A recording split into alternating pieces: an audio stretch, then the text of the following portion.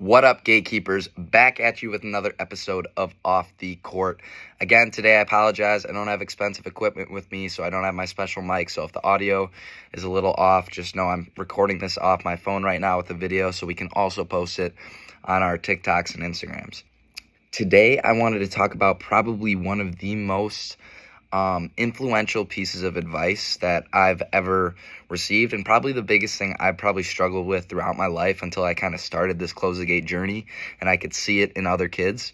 But one of the last things that my dad ever told me when I was talking to him before he passed is he told me, I asked him if there was one piece of life advice that you could give me, before you're gone, and he told me composure, right? So growing up, a huge thing with me was always body language, right? When things weren't going well for me, my body language was always terrible, right? My palms were always up, my head was always down, and I was pouting and moping, things of that nature that I see so much in kids, especially in our 3v3 camps, which is what provoked me to make this podcast. But basically, composure is the state of being calm and in control in stressful situations, right? And I like to tell my high schoolers all the time, like, you're playing a kid's game, right? Basketball is a kid's game. And if we cannot handle adversity in a kid's game, how are we going to handle adversity when real life situations come up later down the line? You know what I mean? To put things in perspective, right? It's not that big of a deal. So if we can't handle our composure in basketball, the sport, how are we going to handle our composure later on in life? The most, influential people that we look up to daily have the greatest composure. And I like to call it the flat roller coaster theory, right? So all of us normal people are normally on a roller coaster, right? When external things go well, we're on a high, okay? We're really, really high on ourselves. Our body language is great, okay? But if we get really, really high when external things are going well, then when external things aren't going well, we get really, really low. And that's when our body language suffers. That's when our composure is terrible. And we are most definitely not calm and not in control. If you ever have a kid constantly complaining and whining, or just saying, why me, or his head's down, or telling his teammates that they're the ones doing the wrong thing, right? He is not in control whatsoever of his emotions, and he's on a roller coaster right now. I think Damian Lillard is one of the best examples of this. He has a great flat roller coaster, right? So when he hits a buzzer beater, I tell kids this all the time. When he hits a buzzer beater, what's his facial expression, right? Nothing moves. He has a straight face, right? And when he misses a buzzer beater, what's his facial expression? It's the same thing. So we have to try and keep the same type of emotion no matter what external factors are happening, okay? And if we can keep our composure in basketball, then it's going to lead us down the line to have composure in bigger things in life. When, we have midlife crises, or close family member passes away. Like, we have to be able to handle those things, but that first comes with learning it from our sport, which is why it's such a great teaching point, right? And I love to talk about body language in terms of, who it's pertaining to, right? So body language is arguably one of the most important life skills, especially in sports, like I said earlier, because it literally goes with everything else in your life. How you communicate with people, right? Body language is contagious. So how people view us, right, that's how they're going to respond. So when our body language is bad, right, that sends out negative energy, which is also received by the person that sees you, right? So basically what you're doing is bringing everyone down with your bad body language. And when we have great body language, right, when we're enthusiastic, when we're keeping our composure in a calm state, you make others be calm, right? You make others enthusiastic, right? Body language is contagious, right? And it's a proven fact that communication is way more nonverbal than verbal, right? And so what that means is we communicate and make assumptions based on what we see in other people, versus what people say.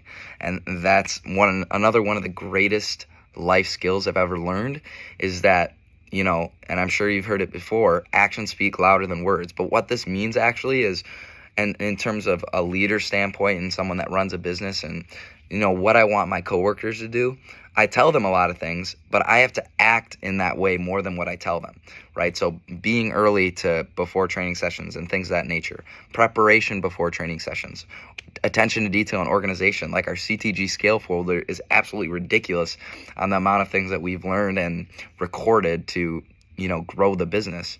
But that type of work ethic, right? Constantly working, going to bed early, waking up early, doing CTG constantly, that sends a message to everyone else in our business, that it's contagious, right? And how I respond and lead and act, that all goes into the business based off my actions. Another great point of body language is body language. It basically tells you what kind of orientation this person's thoughts are, right? So if someone it has poor body language, right, is constantly complaining, yelling at the refs, yelling at their teammates for making a bad pass, they're very me oriented, right? They only really care about themselves. Anytime I see bad body language, they're only thinking about themselves, right? And we know that one of the number one indicators of happiness in life is actually the service of others, okay, and being others oriented.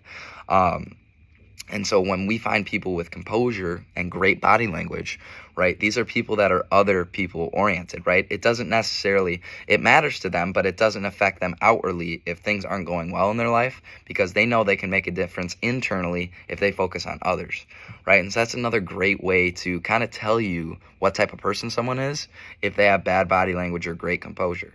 It can tell you if they're me or other people oriented. To sum up, gatekeepers, composure is a value that I write down in my notebook almost daily to remind myself of what really matters, right? Calm and in control in stressful situations. And knowing that it's contagious, right? When other people see this in me, they're going to be affected in a positive way, right? Positive energy is sent through them. But just know in basketball, when things aren't going well, if you cannot handle your composure in a kid's game, how are you going to handle things when stuff gets really, really tough, when real life hits you, when things really, really matter, right? And not to say basketball isn't important, but at the end of the day, it's meant to be played for fun. And it's meant to be played with other people and build relationships and make memories. But just understand that this was literally the last thing my father told me in terms of life advice, and I remember it every single day since, and it's crazy how much better my body language has gotten since he said that. But it's definitely, probably, arguably, in my opinion, the most important thing basketball can teach us is the art of composure, keeping your cool when things aren't going well, and being able to influence people through your actions and not your words. Thank you so much for listening, gatekeepers. Make sure you try and be observation. Don't judge your composure, right? It's not going to happen like a flip of a switch. But be observant of your composure and try to gradually improve upon that in basketball so that it translates later on into your life. Thank you so much for listening, gatekeepers. You can always respond to me or reach out. I'm here to develop a relationship with you, and I just want to help you guys out. Thank you so much.